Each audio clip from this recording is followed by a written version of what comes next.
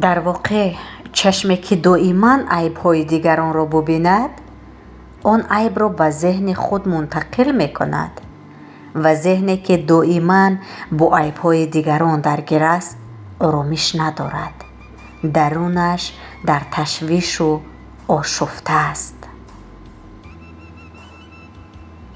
در عوض چشمی که یاد گرفته است همیشه زیبایی ها را ببیند، اول از همه خودش آرامش پیدا می کند، چون چشم زیبابین عیب‌های دیگران را نمی بیند و دنیای درونش دنیای زیبایی هاست.